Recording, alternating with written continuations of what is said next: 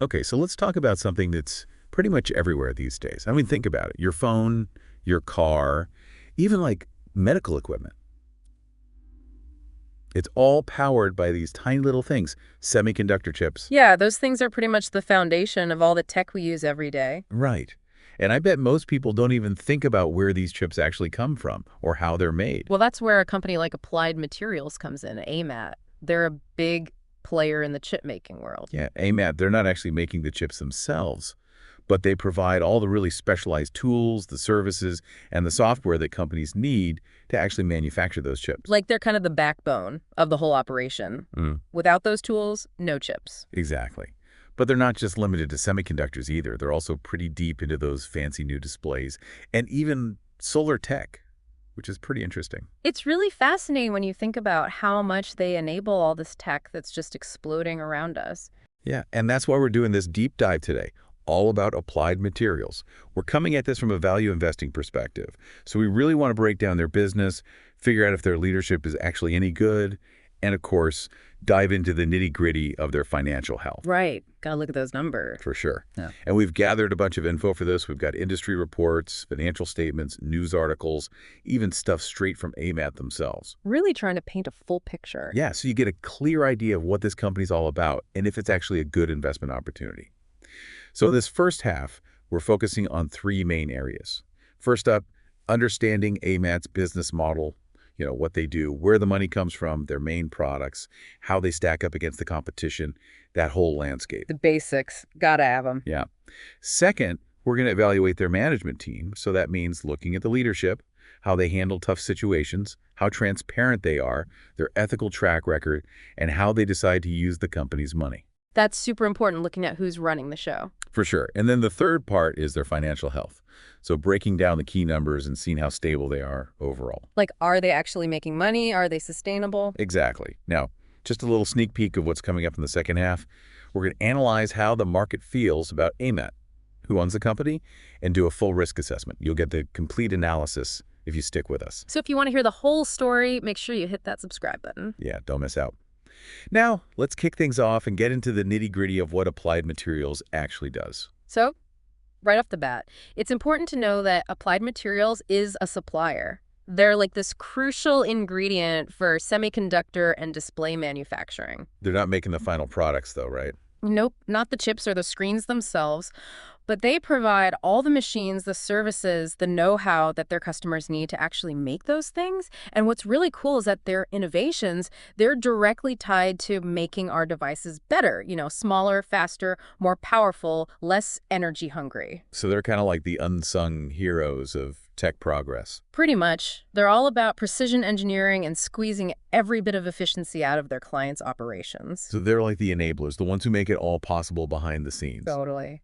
Okay, so let's talk money. Where does AMAT's revenue come from? So the bulk of it, something like 73% in fiscal year 2024, came from their semiconductor systems division. That's their bread and butter. Makes sense. But they also have that Applied Global Services segment, AGS, which is pretty substantial too. Right, AGS, that brought in about 23% of their revenue. That part includes things like installation, support, maintenance, and upgrades, all that essential stuff to keep those complex machines humming. So AGS is more about the ongoing relationship with their clients. Yeah, it's like the service side of things, which seems like it could be a bit more stable than just selling new equipment all the time. Right, because equipment sales might depend on when those big chip makers decide to upgrade their factories, which might not happen every year. Exactly. And on top of those two, they have a smaller display segment, just over 3%, and a bit more from licensing out their intellectual property. So they've got a few different revenue streams going. Yeah.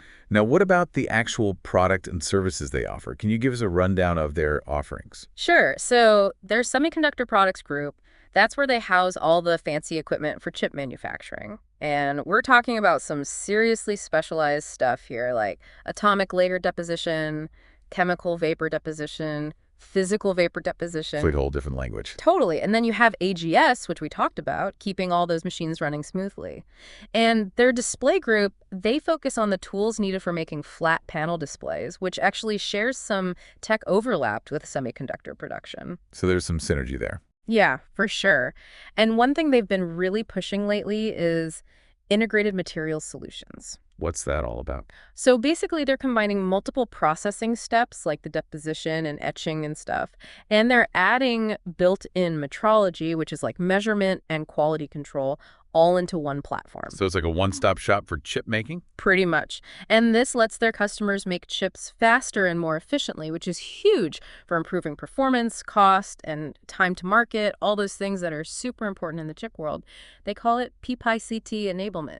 PPAT? Okay, got to remember that. So it's not just about selling individual machines. It's about providing a whole solution that boosts their clients' manufacturing capability. Right. It's a more holistic approach. Now let's talk about AMAT's position in the market. They seem like a pretty big deal. Yeah, they're definitely heavy hitters. They're seen as a global leader in materials engineering solutions, and they're the biggest maker of semiconductor wafer fabrication equipment, WFE, in the world. Wow, the biggest. That's got to give them some serious clout. For sure. They have a leading market share in deposition technologies, and their clients include some of the biggest names in the chip industry: TSMC, Intel, Samsung. Those are the giants. Yeah, and AMAT's a key supplier to all of them. And they're not slowing down either. They've got a huge global presence in both R&D and manufacturing, big hubs in places like Austin and Singapore. And their R&D spending is massive, over $3 billion in fiscal year 2024 alone. That's a serious commitment to innovation. They're obviously not messing around. So what's their main selling point to these big clients? What's the core value proposition they offer? It boils down to this. They're enabling their customers to create the absolute cutting edge of tech. They're not just selling machines, they're partners in innovation. So they're saying, hey, we're the key to making you the best in the game. Exactly. And they're laser focused on PPAS enablement, remember that. So improving power, performance, area, costs, and time to market for their clients' chips. That's what chip makers care about most. And AMAT's saying, we can help you achieve all of that. Okay, so they're a crucial player in a super important industry. They have a broad range of products and services. They dominate the market, and they're all about driving their customers' success. That's a pretty good position to be in. Now, let's zoom out a bit and look at the bigger picture. What's happening in the semiconductor market as a whole? What are the big trends shaping the industry right now? Well, the big overarching trend is the constant push for better PPAS-CD. There's that acronym again. It's everything. And it's being driven by like the explosion of data, AI getting more and more sophisticated, and more devices being connected through the Internet of Things. All of that needs more powerful, more efficient chips, often in smaller packages. And the market itself, it's predicted to hit $1 trillion by 2030. $1 trillion. That's insane. Yeah, it's huge. And even in the short term, 2025 is looking like a record year for global chip sales, mostly driven by the demand for advanced logic and memory, which are crucial for AI and data centers. The Semiconductor Industry Association is even predicting double-digit growth this year. So the whole sector's riding a pretty big wave right now, which is good news for a company like AMAT. But they're not the only ones in the game, right? Who are their main competitors? Yeah, the competition is fierce. The top dog overall is ASML, mostly because they have a near monopoly on photolithography, which is a super critical and complex step in chip making. So they have a bit of a unique advantage there. Yeah, for sure. Then you've got companies like Lam Research who are strong in etching and some deposition technologies, and Tokyo Electron, another big player with a wide range of equipment. Well, we talked about AMAT being strong in deposition. Exactly. So you have these major players, each with their own specialties, all fighting for market share. And the competition's really heating up, with everyone trying to innovate faster, offer cheaper and more efficient solutions, and provide top-notch global support to their customers. It's a high-stakes game. And on top of all that, you have the whole regulatory landscape to deal with, which seems to be getting more and more complex for global businesses these days. What's the situation for this semiconductor equipment industry? Yeah, it's definitely getting more complicated. Things like national security, competition policies, and industrial policy are all leading to more scrutiny. Export restrictions, especially between the U.S. and China, those are a big factor. Right, we hear about that all the time. And specifically for AMAT, there's that ongoing investigation by the U.S. Department of Justice looking into whether they violated export rules by selling to SMIC, a Chinese chip maker, through a subsidiary in South Korea. Yeah, that's a pretty big deal. It is. There could be serious consequences if those allegations turn out to be true. And beyond trade, you also have environmental regulations like REACH and RoHS and worker safety standards like OSHA. So a lot of hoops to jump through. Yeah, for sure. Now, let's say a new company wanted to get into this market and challenge the big players. What kind of hurdles would they face? Honestly, they'd face a mountain of challenges. The barriers to entry in this industry are incredibly high. First off, you need a ton of capital, both for R&D and to set up manufacturing It's facilities. not a cheap business to get into. No way. Then you need to achieve economies of scale to be competitive on price. And the technical expertise you need, that's highly specialized and takes years to build up. So you can't just throw money at the problem. Nope. And then there's the supply chains, which are super complex and tightly integrated. You need to build relationships with major chip makers who take a long time to build new factories. And once those factories are up and running, the cost and time involved in switching suppliers, that creates a huge barrier for any newcomer. So it's not an industry that welcomes newcomers with open arms. Not really. All right, so that brings us to AMAT's specific competitive advantages. Yeah. What makes them stand out from the crowd? What gives them an edge? Well, for one, they have a very strong brand. They're known for being innovative, reliable, and ethical. They also benefit from economies of scale because of their global manufacturing footprint. So they can make things cheaper and more efficiently than smaller companies. Exactly.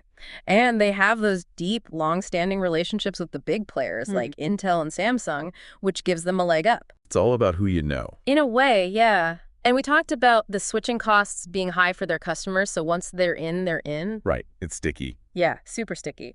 And then they have some unique assets and capabilities like that PPASI and enabling portfolio, their integrated material solutions approach, a massive patent portfolio, and world-class R&D facilities.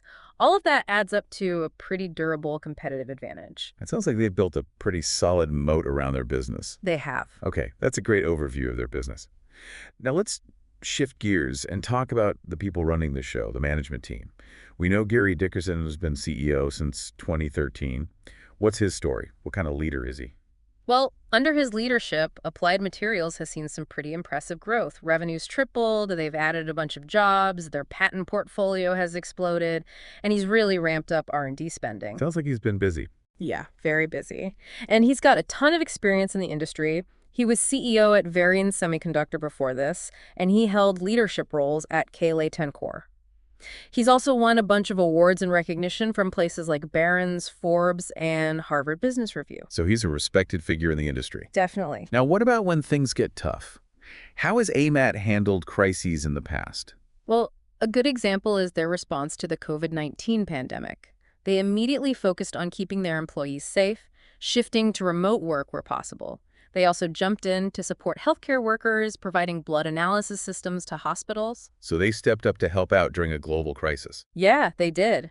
They donated PPE, supported food banks, even used their 3D printers to make safety equipment for their communities, and they managed to keep their operations running smoothly despite all the supply chain disruption. That's impressive. Yeah, it shows they can adapt and handle difficult situations. Now, what about their communication? Are they transparent with investors and the public? They seem to be. They have a really good investor relations website with tons of financial reports, presentations, transcripts of earnings calls, all easily accessible. So they're putting the information out there. Yeah, and their standards of business conduct really emphasizes open communication. It's like a core value for them. Okay, so they're communicating clearly. And what about their ethical track record? Do they walk the walk? They seem to. They've been recognized for their ethical practices a bunch of times, even earning Ethisphere's Compliance Leader verification for both 2025 and 2026. That's a pretty big deal. It is. And their standards of business conduct outlines their values and expectations on things like human rights, sustainability, anti-corruption, all that stuff. They also have employee training, an ethics hotline, and a strict no retaliation policy. So they're really trying to create an ethical culture. Yeah, it seems like it. But we got to remember that ongoing Department of Justice investigation into those alleged illegal exports to China. Right, we can't just sweep that under the rug. That throws a bit of a wrench into things, doesn't it? Definitely. It raises some serious questions about their ethical conduct, even if they have all these accolades. And if it turns out they did something wrong, there could be some big legal and financial repercussions. It's a risk investors need to be aware of. For sure.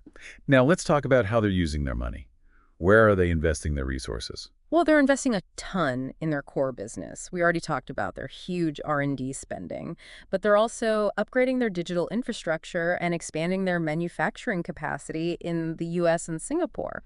So they're putting money into growth. Yeah, and they're also investing in promising deep tech startups through Applied Ventures, their venture capital arm. So they're trying to stay ahead of the curve. Exactly. Now, what about acquisitions? Have they been buying up other companies? They have, but strategically. They're not just buying anything that moves.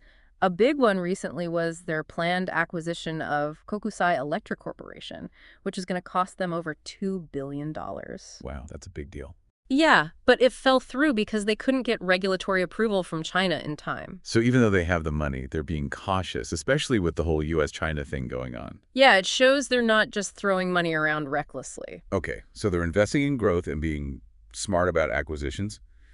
What about returning money directly to shareholders? What's their track record with share buybacks and dividends? Well, they have a pretty aggressive share buyback program. In 2024, they bought back $5 billion worth of their own stock. And they've already bought back over $1 billion more in the first quarter of 2025. And get this, they just announced a new authorization to buy back up to $10 billion more. Wow, they're really putting their money where their mouth is. Yeah, and over the past 10 years, they've returned almost 90% of their free cash flow to shareholders through buybacks. That's a pretty strong signal to investors. And their dividend. Also strong and growing. They've increased it for 8 straight years, most recently by 15% to 46 cents a share. And their payout ratio is pretty low, which means they could potentially increase it even more in the future.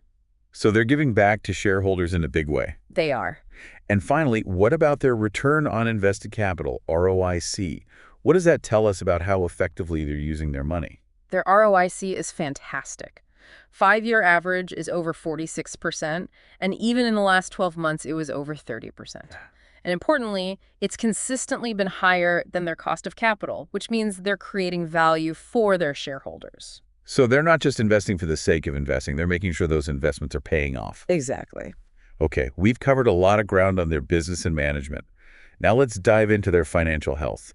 What are some of the key metrics we should be looking at? All right, so looking at some key figures, their market cap is pretty big, between $118 and $125 billion recently. Their price-to-earnings ratio has been in the high teens, around 18 or 19. Revenue growth was a little slow in 2024, just 2%, but they bounced back with 7% growth in the first quarter of 2025. Analysts think they'll grow around 5% to 6% a year going forward. So steady but not spectacular growth expected. Yeah, pretty much. Their profit margins are very healthy, though. Gross profit in the high 40s, operating margin in the high 20s, net profit in the low to mid 20s. Debt to equity is low, under 0.4, which means they're not drowning in debt. Free cash flow was strong in 2024, over $7 billion, but it dropped a lot in the first quarter of 2025. Price to book has been between 6 and 8. So overall, they look pretty solid financially. But what about their stability in the long run? How consistent have their earnings been? Over the past 10 years, they've generally been on an upward trend, which makes sense since the whole semiconductor industry has been growing. But it's a cyclical industry, so there have been some ups and downs along the way. So they're not immune to market swings. Not at all. And remember, that big drop in net income in the first quarter of 2025 was mainly because of a one-time tax expense in Singapore, not because their core business was doing badly. So a bit of an anomaly. Yeah. And what about their dividend? Can investors rely on that for steady income? Absolutely. They've increased it for 8 years in a row, more than doubling it since 2020. Wow, that's impressive consistency. Yeah, and they pay it regularly, so it's a reliable source of income for investors who are into that. Now, their debt levels seem pretty low. How are they managing their debt overall? They're doing a great job. Their debt-to-equity ratio is low, and they actually have more cash on hand than debt, which gives them a nice cushion. Their operating cash flow and earnings easily cover their interest payments, and their long-term debt hasn't really changed much. So they're not taking on a bunch of risky debt to fuel growth. Nope, they're being pretty responsible. And finally, how are they handling their working capital, the short-term stuff? That looks good, too. Their current ratio and quick ratio are healthy, which means they can pay their bills on time. And their net working capital is generally positive, so they have enough to fund their day-to-day operations without scrambling. So all in all, a very healthy financial picture. But before we jump into the second half, where we'll cover market sentiment, ownership, and risks, we want to tell you about a tool that can help you get this level of insight on any stock you want whenever you want. Imagine being able to generate a report, a deep dive, even a video like this, instantly, on any company that catches your eye. And what if you could customize it to your level of knowledge and how deep you want to go on each topic? That's exactly what stockanalytics.ai is all about. We're building a platform that does all that and more. We're talking an interactive interface where you can ask questions about the stock, a voice-controlled stock screener, and even a portfolio analyzer to help you manage risk and stress test your investments. The future of financial intelligence is here, and you can be a part of it. Head over to stockanalytics.ai today and check out our demo. We've opened up a waiting list for beta users, and you can get a 50% discount if you sign up now. You can even invest in the platform if you're interested in being a part of this revolution. Don't miss out. Sign up today at stockanalytics.ai. Now back to our deep dive. Okay, so we've dissected AMAT's business, their management, and their financials. Now let's see what the market thinks about them. What's the overall sentiment surrounding the stock? Well, it's interesting. Even though they had really good earnings in the first quarter of 2025, their stock price has actually lagged behind the NASDAQ over the past year. It's also down quite a bit from its peak in July 2024. So even good news wasn't enough to boost the stock. Not really. In fact, it dropped over 8% right after they announced those strong earnings. What happened there? It seems investors were more focused on their guidance for the next quarter, which was a bit lower than expected, and that huge drop in free cash flow, almost 75% year over year. So short-term concerns outweighing long-term performance. Yeah, maybe. What are the analysts saying? What do their price targets look like? Well, the general consensus is a moderate buy, which means most analysts think it's a decent investment. And their price targets have been suggesting some pretty big potential gains. Like back in February, the average target was almost $210, which was over 32% higher than where the stock was trading at the time. So the analysts seem fairly optimistic. Yeah, but it's important to remember that price targets are just guesses. They can be wrong, and they often vary quite a bit between different analysts. It's just one piece of the puzzle. What about recent news and events? Have those had any impact on the stock price? Well, we already talked about those good earnings leading to a drop, which is kind of strange. But there's also been some positive news, like Jefferies upgrading the stock to a buy in March, which could be a good sign. On the other hand, that DOJ investigation is still hanging over their heads. Yeah, that's a big unknown. It is. It creates uncertainty and probably makes some investors nervous. Now, what about looking at the market itself for clues? Is there anything in the short interest or options activity that might tell us something about sentiment? The short interest is pretty low, only about 2.5% of the float. That means there aren't a lot of people betting against the company. So no major red flags there. Nope. And looking at options activity can give you an idea of how much the stock price is expected to swing in the future, how volatile it might be. So it's a way to gauge market expectations. Yeah, it's another piece of the puzzle. Okay, so mixed signals from the market overall. Now let's look at who actually owns AMAT, their ownership structure. Well, one thing that stands out is the huge amount of institutional ownership. Big players like BlackRock, Vanguard, and State Street own a ton of AMAT stock, usually somewhere between 79% and 84%. So those big institutions are pretty confident about AMAT. Seems like it. They're usually pretty savvy investors, so that's a good sign. Now, what about the insiders, the management team and board of directors? How much do they own? Insider ownership is pretty low, less than 1%. Mm-hmm. And in the last year and a half, there's been a lot of selling by insiders, no buying at all. So they're not putting their own money into the company? Not recently, no. That's someone to keep an eye on. It might not mean anything, but it's definitely something to consider. Yeah, for sure. Now, is ownership concentrated among a few big holders, or is it more spread out? It's pretty dispersed. The top 25 shareholders own less than 50% of the company. So no one person or group has a controlling stake. That's right. And finally, what about their corporate governance? Do they have good oversight and accountability mechanisms in place? They seem to. They have an independent and active board of directors with important committees like the audit committee and the governance committee. So they're taking the checks and balances seriously. Yeah, and they really emphasize ethics and responsibility. They also have a program to engage with shareholders and get their feedback. So they're trying to be transparent and accountable. Yeah, seems like it. Okay, that's a good overview of their ownership and governance. Now, for our final analysis before we wrap up, let's do a SWOT analysis of AMAT, looking at their strengths, weaknesses, opportunities, and threats. All right, starting with their strengths. They're a global leader with a strong financial track record and a diverse product portfolio. They have great partnerships, they're committed to innovation, they have a huge global presence, and a strong reputation for both technology and ethics. A lot going for them. Definitely. But they also have some weaknesses. They're tied to the ups and downs of the semiconductor industry. They rely heavily on China for revenue. R&D costs a lot of money. Their supply chain is complex. And the competition is fierce. So it's not all smooth sailing. Nope. What about opportunities? Where can they grow and expand? Well, the demand for advanced chips is exploding, driven by things like AI, 5G, and quantum computing. They also have opportunities in growing markets like electric vehicles and renewable energy, and in emerging markets like India and Southeast Asia. And there's a lot of investment happening in building new chip factories, which is good news for them. So the future looks bright, at least potentially. Yeah, if they play their cards right. And finally, what about threats? What are the biggest dangers they face? Well, the U.S.-China trade war is a big one. A downturn in the semiconductor industry could hurt them, and the competition is only going to get tougher. Their supply chain is vulnerable to disruptions, and that DOJ investigation is a wild card. So some serious challenges to navigate. Definitely. Okay, so a company with a lot of potential, but also some real risks. What's your overall take on AMAT based on everything we've discussed? They're a vital player in a crucial industry. They have a strong market position, solid financials, and capable leadership.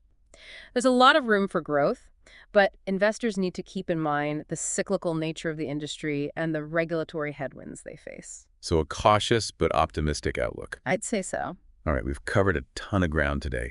What's the one big takeaway you want listeners to ponder? Given all the geopolitical stuff happening and the ever-increasing demand for computing power, how will the decisions AMAT makes today shape the future of global tech manufacturing? It's something to think about. Yeah, that's a big question.